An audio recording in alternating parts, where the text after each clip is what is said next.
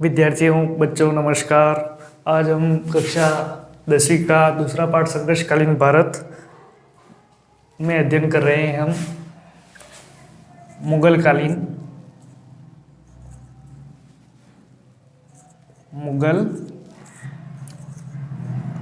काल के बारे में। मुगल काल, अब ध्यान रखना है कि मुगल काल भारत में 1526 ईस्वी से लेकर के 1757 और 1800, जैसा तुम्हारी किताब में लिखा है उसके अनुसार 1858 ईस्वी तक माना जाता है। 1757 ईस्वी तक इसलिए क्योंकि मुगल काल में जो मुगल शासक हुए हैं, प्रभावशाली शासक, वो 1757 ईस्वी तक ही हुए हैं। उसके बाद में जो भी शासक हुए हैं वो सभी अयोग्य शासक हुए हैं।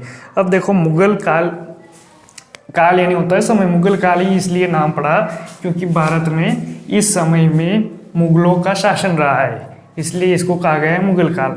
अब देखो, हम भारत का संघर्षकालीन भारत यानी मध्यकाल पढ़ रहे हैं। क्या पढ़ रहे हैं? मध्यकाल। और मध्यकाल को ही दो पार्ट में बांट दिया है। कितने पार्ट में? दो पार्ट में। एक तो है सल्तनत काल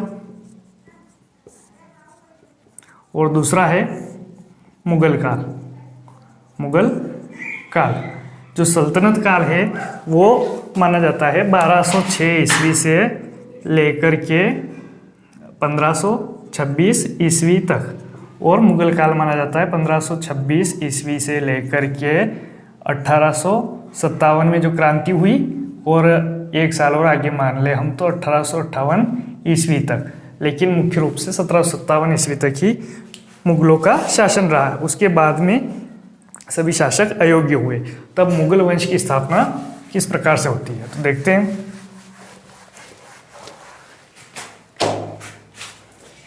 ये भारत में यहाँ पर है दिल्ली, और दिल्ली इधर जम्मू कश्मीर, इधर पाकिस्तान वाला क्षेत्र, और ऊपर वाले क्षेत्र में यहाँ पड़ता है फरगना। क्या पड़ता है? फरगना। फरगना का शासक हुआ करता था उमर शेख मिर्जा। कौन? उमर शेख मिर्जा। ये उमर शेख मिर्जा जो था ये तैमूर वंश से संबंधित था। किससे संबंधित था? तैमूर वंश से संबंधित था। और हम सभी पहले जानते हैं कि तैमूर एक तुर्क था। क्या था? तुर्क मुसलमान था। तुर्क मुसलमान। इसने भी भारत पर आक्रमण किए। उमर शेख मिर्जा इसी के वंश का था। और उमर शेख मिर्जा की मृत्यु होने के बाद में फरगना का शासक बना जहीरुद्दीन मोहम्मद बाबर। कौन बना? जहीरुद्दीन मोहम्मद बाबर। जैसा कि हम जान चुके कि ये तैमूर वंश का था, तुर्क मुसलमान था, जहीरुद्दीन बाबर भी। अब इसकी जो माँ थी वो थी चंगेज खां की वंश की। किसके वंश की? चंगेज खां के वंश की इसकी माँ थी। कौन थी? माता। अब ये जो माता थी लगभग इस चंगेज खां के 14वें वंश में हुई थी। और ये जहीरुद्दीन बाबर था, ये जो था ये 14वें वंश में चंगेज खां के माता की तरफ से 14वें वंश में हुआ। और इधर तैमूर वंश से हम देखिए पिता की तरफ से तो ये पांचवें वंश का था, यानी कि 5वीं पीढ़ी का था जहीरुद्दीन मोहम्मद बाबर। अब ये फरगना में उमर शेख मिर्जा की जैसे ही मृत्यु होती है तो बाबर फरगना का शासक बन जाता है और उपाधि धारण करता है बादशाह की। क्या? बादशाह की उपाधि धारण करके फरगना का शासक बन जाता है बाबर। अब बाबर ने भारत पर, एक साम्राज्यवादी शासक था, इसने भारत पर आक्रमण करना शुरू किया। इसका पहला आक्रमण जो था 1519 के लगभग था। नहीं याद करना, हमसे नहीं पूछा जाएगा परीक्षा में। हमसे क्या पूछा जाएगा? 1526 का आक्रमण। 1526 ईस्वी में क्या हुआ? पानीपत का प्रथम युद्ध। यहाँ से प्रश्न 1 नंबर का पूछा जा सकता है। पानीपत का प्रथम युद्ध कब हुआ? प्रथम युद्ध, पानीपत का प्रथम युद्ध 1526 ईस्वी में हुआ। पानीपत पड़ता है यहाँ हरियाणा में, दिल्ली के पास में हरियाणा में यहाँ पड़ता है पानीपत। पानीपत की लड़ाई किस किस के मध्य हुई? तो ये बाबर था, उस समय दिल्ली का जो शासक था वो था इब्राहिम लोदी। कौन था? इब्राहिम लोदी, जो कि एक अफगान था। क्या था? अफगान शासक, अफगान। और बाबर क्या था? तुर्क मुसलमान था। और ये इब्राहिम लोदी अफगान था। अब देखो उसी समय यहाँ पर राजस्थान के बारे में भी जानकारी रखनी है अपने को। राजस्थान में यहाँ मेवाड़ का शासक हुआ करता था सांगा। कौन हुआ करता था? सांगा। 2-3 चीजें। तो 1526 ईस्वी में पानीपत का प्रथम युद्ध हुआ इब्राहिम लोदी के विरुद्ध, और इस युद्ध में पहली बार बाबर ने तुलगमा युद्ध पद्धति का प्रयोग किया। तो ये याद रखना है, तुलगमा युद्ध पद्धति का प्रयोग बाबर ने इब्राहिम लोदी के विरुद्ध जब आक्रमण किया था और पानीपत का पहला युद्ध हुआ था, तो उसमें तुलगमा युद्ध पद्धति से बाबर इस युद्ध को जीता था। अब जैसे ही पानीपत का प्रथम युद्ध बाबर ने जीत लिया, उस समय राजस्थान का शासक था सांगा। सांगा भी उस समय का एक शक्तिशाली शासक था।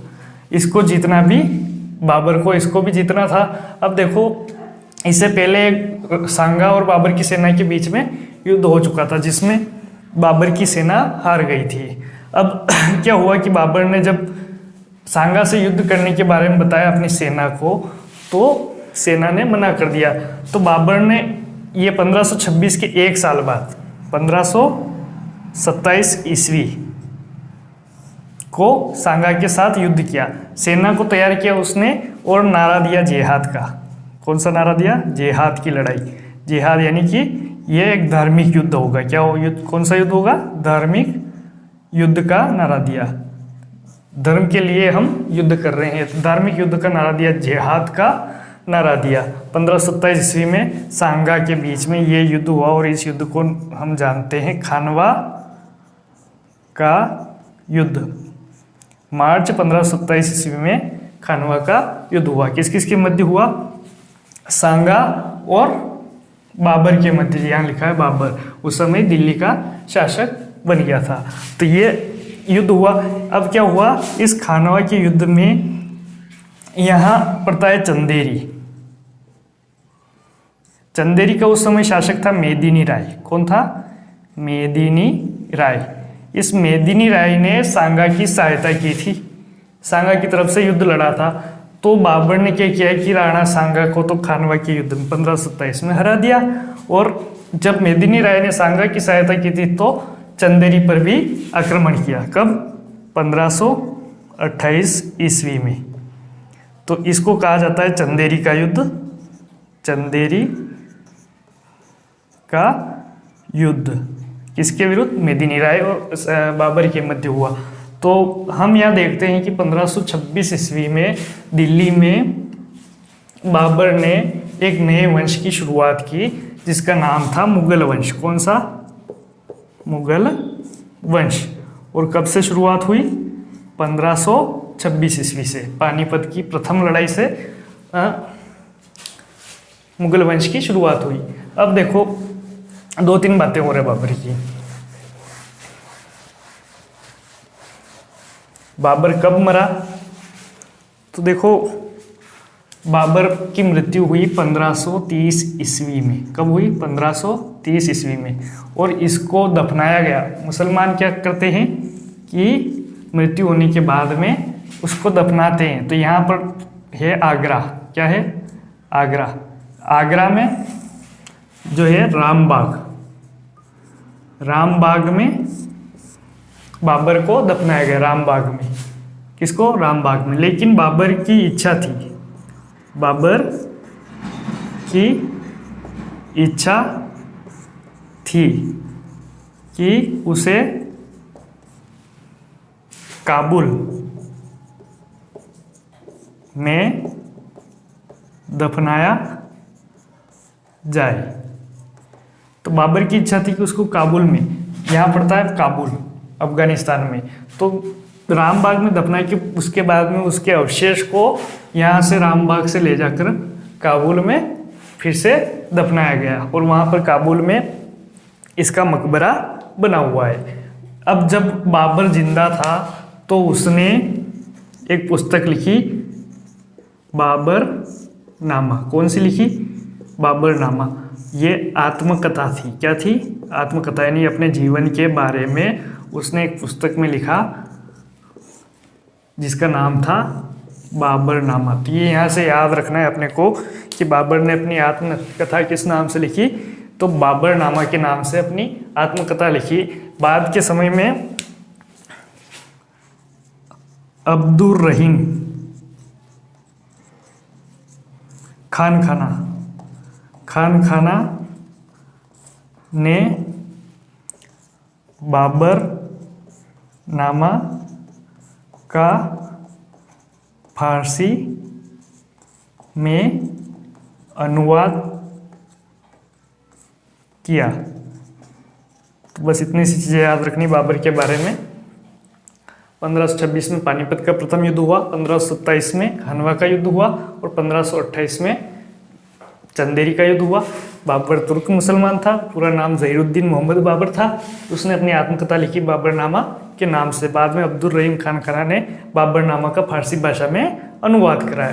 तो ये था, यहाँ से कोई बड़ा प्रश्न नहीं पूछा जाएगा, सिर्फ एक नंबर का या 2 नंबर का प्रश्न ही पूछ सकते हैं। तो इस तरह से हमारा आज मुगल काल में जो पहला शासक था बाबर, वो कंप्लीट हो गया। अब आगे हम हुमायूं के बारे में पढ़ेंगे। धन्यवाद।